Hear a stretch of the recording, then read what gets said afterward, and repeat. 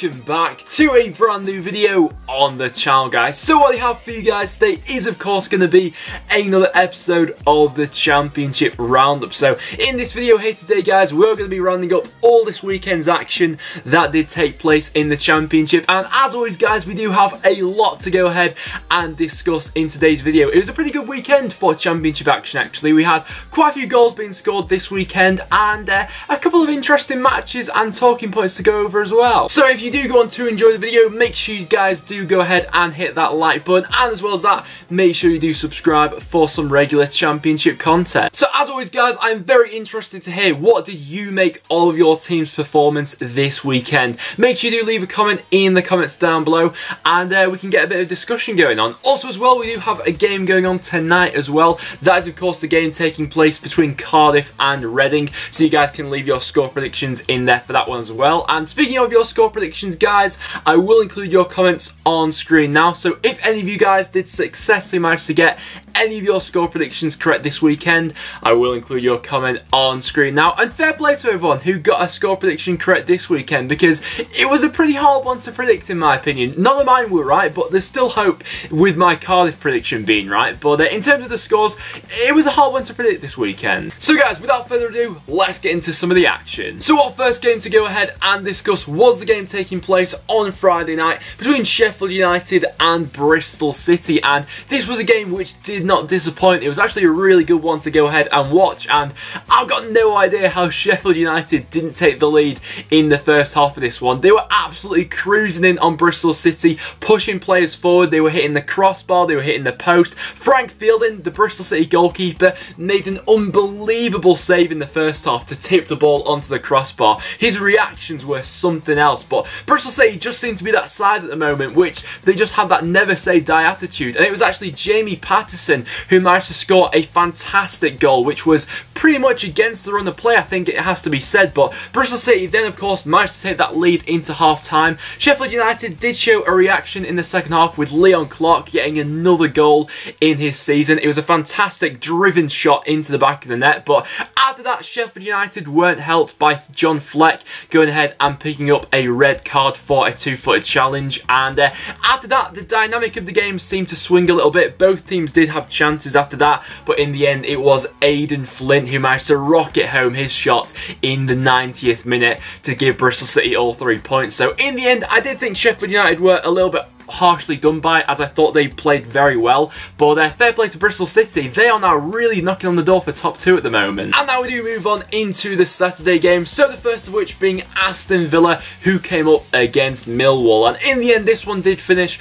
as a goalless draw, so quite disappointing actually from Aston Villa's point of view really. I did think that they slipped below their standards really. They weren't really playing to their full potential, I didn't feel like, in this game, and I've got to be honest, I thought Millwall maybe got a little bit unlucky not to go ahead and win this match. In the early stages of the game, Aston Villa seemed to have a couple of opportunities, but apart from that, they were looking pretty limp going forward, and if it wasn't for Sam Johnson, the Aston Villa goalkeeper, Millwall probably would have gone ahead and got all 3 points from this match, as they probably did create 2 or 3 decent opportunities which they could have pounced on. So Millwall got a little bit unlucky, Villa not the best. And our next game saw Barnsley go up against Derby County, and in the end it's another home defeat for Barnsley. And I actually believe now Barnsley are probably on the worst run of form in the Championship, and they just can't seem to buy a win at the moment with how they're playing. But in this one, I did think they got slightly unlucky really. Going forward, they were testing Derby quite a lot actually, and if it wasn't for some of the heroics of Scott Carlson, Barnsley probably would have taken the lead in this one. You know, they were hitting the crossbar, they were hitting the post, Scott Carlson was making some terrific saves, but they just can't find that clinical edge at the moment, Barnsley, and in the end they were made to pay for that with a little bit of poor defending, led Tom Lawrence and then Vidra to getting goals in the first half, and then Weimann managed to wrap it up in the second half to make it 3-0. And Derby in this one actually only had 3 shots on target, and they scored with each of them, which just shows that contrast between how clinical both of these sides are. Barnsley fans, are you a little bit worried at the moment with your current form? Let me know down below. And then our next game saw Michael Preston North End go ahead and claim all 3 points in a 2 2-1 away victory at Burton Albion. Now, in the first half of this game, not a lot happened. It was a pretty shoddy first half in terms of the actual football which was on display. It was quite a scrappy first half, really. But in the second half, in my opinion at least, the game seemed to change when both Daryl Horgan and Josh Harrop came on for Preston North End. They gave us much more impetus going forward and allowed us to create a lot more chances going forward, really. Daryl Horgan especially was terrific when he came on. It was our captain Tom Clark who managed to give Preston the lead in the 66th minute from a goal from a set piece. Then after that, Preston managed to double our lead with Daryl Horgan scoring a curling effort into the back of the net. And I would like to see Daryl Horgan be more involved now for the rest of the season, really. He's not really been able to find his way into the first team yet, but when he has had the opportunity to come on from the bench, he more or less has had a positive impact in quite a few games. So I'm hoping that now he will start a few more games for Preston. Burton did manage to get a consolation goal in the 93rd minute, but things aren't looking brilliant for them at the moment. Still rooted to the bottom of the Championship, whereas Preston only 5 points off the playoffs now. And our next game saw Fulham go ahead and get the 1-0 home victory over Birmingham. So talking about teams who aren't looking brilliant at the moment, the same could be said for Birmingham. Not in a great run of form at all, and still in that bottom three of the Championship, where they're just not playing brilliantly at the moment. And in this one, Fulham managed to take the lead in the 14th minute thanks to Shea Ojo, and after that, Fulham looked like they were bound to go ahead and get that second goal and just kill off this game as soon as possible. But for some reason, they just couldn't find that second goal throughout this game. Despite the number of chances they had, Birmingham defended fairly well in this one after that first goal had gone in. I think that's fair to say. David Stockdale in net for Birmingham made some decent saves for them as they managed to keep the score down, but they just look so lacking with any creativity going forward. They just look completely void of it. They only had one shot on target, Birmingham, in the entire game, but despite that, they had the golden opportunity to get back into this game, winning a penalty late on, and then Jeremy Boga went ahead and skied it over the crossbar, and that just seems to be summing up Birmingham's season so far, really, as they didn't manage to get anything from it in the end, and Fulham held on for the 1-0 victory. And our next game saw Hull City come up against Brentford, and in the end, they managed to claim a 3-2 home victory, and this was massively needed for Hull City. There's no doubt about that, and of course, it was Nigel Atkins' first game in charge of Hull City, so I'd be interested to hear from some Hull fans, actually, as to what you thought of this game, and whether you think there'll be more positives now to go ahead and take forward for the rest of the season. The first half managed to end 0-0, where not that much was happening, but the second half,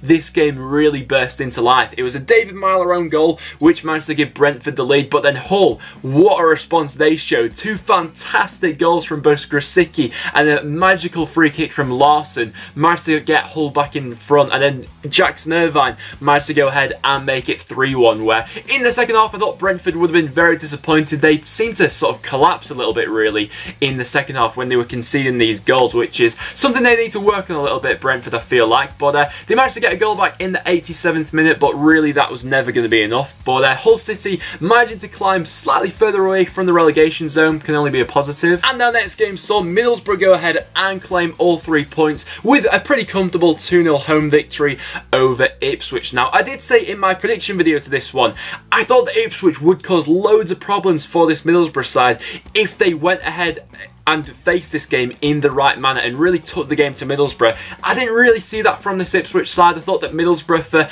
pretty much the majority of the game, were quite comfortable with this game, really. You know, they had a lot of the ball in this one, and Ipswich weren't really playing with that tenacity that we've come to expect from them at times this season. They were dropping off quite deep, and in the end, Middlesbrough managed to take full advantage of that with 2 tidy finishes. And Ipswich, I thought, would have been maybe a little bit disappointed with the manner in which they conceded some of the goals, with a little bit of slack defending, but overall it was a comfortable 2-0. And our next game was quite a lively encounter, actually, at the City Ground between Nottingham Forest and Bolton Wanderers, where in the end it was the home side Forest who managed to go ahead and claim all 3 points. And Bolton, it's got to be said, they did make this Forest side look a little bit nervous, especially in the closing stages of this game when they managed to get a goal back thanks to a Joe Worrell own goal. And in the end, I thought Forest were looking pretty good going forward. Defensively, there's still more work that needs to be done there, but overall, I did think that Bolton will be made to pay for their missed opportunities, really, you know. Gary Medine had some great chances in this one. He just couldn't find his goal-scoring touch, which he's had for the majority of the season in this one. But fair play to Forest. It was a good victory for them. And I'd actually be interested to hear from Forest fans as to what have you made of your season so far as a whole, of course. You're currently sat in 11th place in the Championship with 10 wins and 11 defeats. It's really been bizarre how Forest season's worked out so far, but a good victory for them today. Then the next game was between QPR and Leeds United, where in the end it was Leeds who managed to claim a 3-1 away victory thanks to a Kemar Roofe hat-trick. What a performance he had in this one here today. But in the first half, I didn't think Leeds were looking brilliant, really, and QPR probably should have taken the lead. I did think that they were the better team in the first half in this one, but in the second half, Leeds seemed to turn up the intensity slightly, and that was shown by Kemar Roofe grabbing 2 goals in the 63rd minute and then the 68th minute. QPR did then get back into the game with possibly one of the most bizarre goals you're ever going to see in this season's Championship. I don't know what the Leeds United keeper was doing. The ball seemed to just loop into the box, take a bounce, and then everyone seemed to turn their back and think it was all going to be fine. The keeper came out to get the ball and it just looped over his head, and then before you know it, he was looking over his shoulder and it was going into the back of the net. It was just a bizarre goal, which did seem to make it seem like it would be a bit of a nervy finish, but Kemar Roofe then managed to wrap up his hat-trick in the 94th minute, and of course with Leeds still currently chasing the playoffs and the top 6 at the moment, this was a big victory for them. And our next game was between Wolves and Sunderland, where in the end it did finish as a 0-0 draw and was a very frustrating game for Wolves in the end. I think that has to be said, really. Sunderland in this one, in fairness to them, they stuck to their game plan and managed to, you know, see it through completely, you know.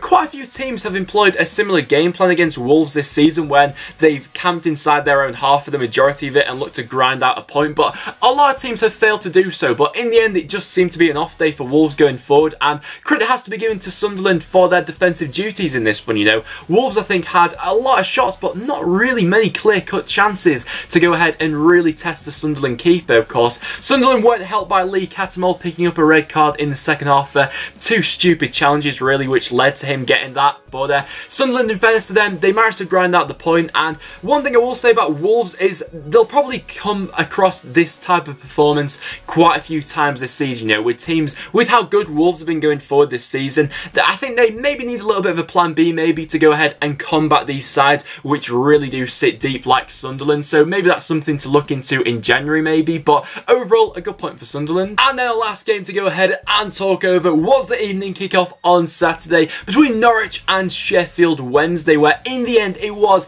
a 3-1 home victory for Norwich. And boy, was this result needed for Norwich with the current run of form which they were in. But this really doesn't set a good tone for Sheffield Wednesday to go into this festive period now, you know. It's another defeat for them where really they were looking below par. In fairness to Sheffield Wednesday, they did take the lead in this one thanks to Jordan Rhodes. A bit of sloppy defending from Norwich, I did think, to allow Jordan Rhodes to get a bit of space to head that into the back of the net. But nevertheless, they did manage to take the lead. In the second half, I thought that Norwich showed quite a big improvement. Actually, they were testing Kieran Westwood quite a lot in this one, and it was James Maddison who managed to take the lead for Norwich after a rebound had fallen his way. And then the second goal which came Norwich's way from Tim Closer, how he managed to get a free header inside the box from a corner, I just have no idea. He's probably one of the biggest players on the pitch, and for Sheffield Wednesday to not pick him up, it's just absolutely criminal. I think Sheffield Wednesday do a zonal marking system from corners, but